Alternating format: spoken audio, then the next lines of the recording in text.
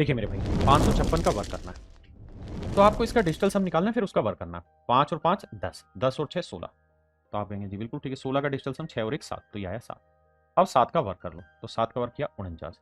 इसका फिर से डिजिटल सम निकालेंगे तो 9 तो कट गया, बचा कितना 4। यानी मेरे प्यारे बच्चों जो भी मेरा आंसर होगा उसका डिजिटल सम हर हाल में क्या होगा 4। उसका डिजिटल सम मेरे बच्चे क्या होगा 4।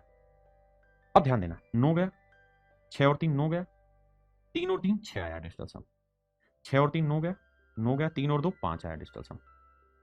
9 गया, 6 और 3 9, 4 आया डिजिटल सम। 9 गया, 6 और 3 9 गया, 3 और 4 7 आया। तो मेरे भाई जो भी मेरा आंसर होगा उसका डिजिटल सम 4 आना था, और 4 एक ही ऑप्शन है, तो हर हाल में फिर ऑप्शन बी ही मेरे पास एक तरीका है। भाई फ्रेशर स्टूडेंट है तो एसएससी प्रथम बैच ले लीजिए, और रेलवे की तैयारी कर रही है तो रेलवे फाउंडेशन। देखिए यार, जब भी ऐसा सवाल आए ना, जैसे इसकी वैल्यू ए है, लेट से आंसर ए हो, अगर मैं दोनों साइड वर्क कर दूं तो 4489 का जो आंसर होगा वो ए स्क्वायर होगा। मतलब अगर मैं यहां से ये वर्गमूल हटा दूं ना, वर्गमूल हटा दूं, तो एक्चुअल में जो आंसर होगा वो इनका वर्ग होगा। तो जब भी वर्ग आए या ना वर्गमूल आए, तो डिजिटल सम में ना वर्गमूल नहीं निकाला जा सकता, स्क्वायर रूट नहीं निकाल सकते। स्क्वायर निकाल सकते हैं, क्यूब निकाल सकते हैं, कोई भी पावर निकाल सकते हैं, लेकिन उससे nth पावर पे नहीं आ सकते।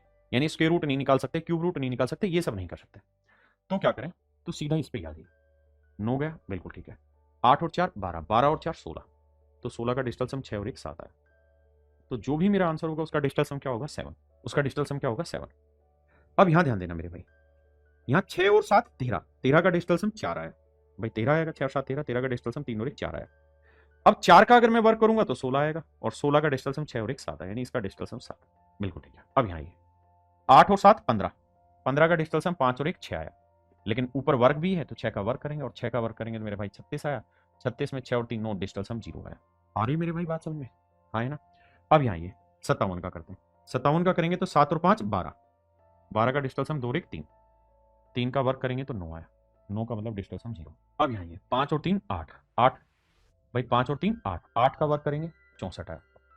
64 का 6 और 4 10, 10 का डिजिटल सम 0 और 1 1 आया, तो इसका डिजिटल सम 1। यानी जब भी स्क्वायर रूट होगा तो स्क्वायर रूट को हटा के नॉर्मल नंबर रखो, और जो आंसर होगा उसका स्क्वायर कर दो, और फिर देखिए कौन सा डिजिटल सम है। यहाँ 7 था तो 7 एक ही ऑप्शन में है, दैट इज ऑप्शन ए। आइए मेरे भाई, यहाँ है घनमूल। ये आरआरबी ग्रुप डी 2026 का ही सवाल है।